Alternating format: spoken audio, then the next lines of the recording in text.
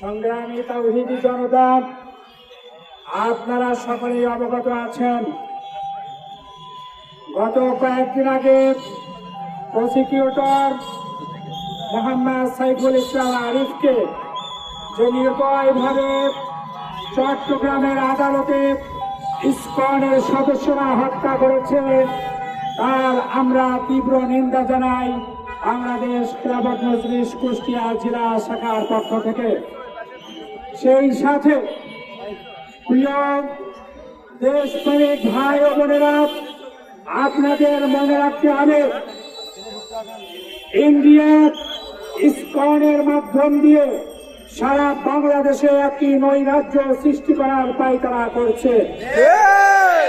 আপনারা সকলেই জানেন, ইসকন হচ্ছে একটি দাঁত ছাড়া বিষাক্ত সাপের লেজ।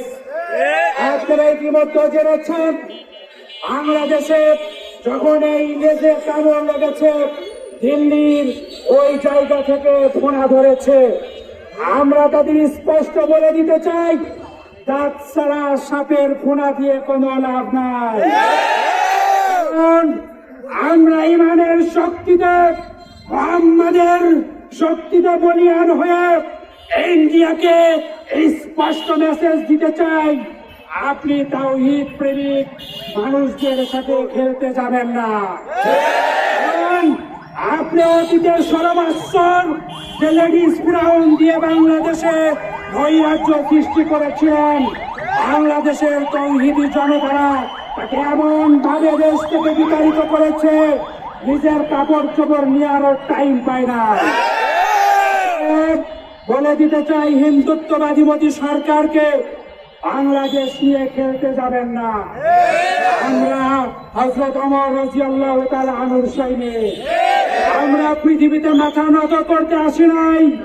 আমরা বিরাট জাতি, আমাদের শক্তি হচ্ছে ইমান। পৃথিবীতে আমরা কোন ভোগ বিলাসিতার জন্য আসি নাই। কথা বলেন ঠিক কিনা? অতএব বাংলাদেশে যারা ইসকনের মাধ্যম দিয়ে বিভিন্ন সময় বিভিন্ন ট্রাম্প কার্ড ছাড়ছেন, ওই সমস্ত সেকুলারদেরকেও বলে দিতে চাই, হাসিনার যে দশা হয়েছে আপনাদের সেই দশা হবে। সম্মানিত তাওহীদ প্রেমিক ভাই ও বোনেরা, আপনারা সতর্ক থাকবেন, সজাগ থাকবেন, কোন ধরনের দেশদ্রোহীদের খপ্পরে পড়বেন না। আসসালামু আলাইকুম ওয়া রাহমাতুল্লাহ।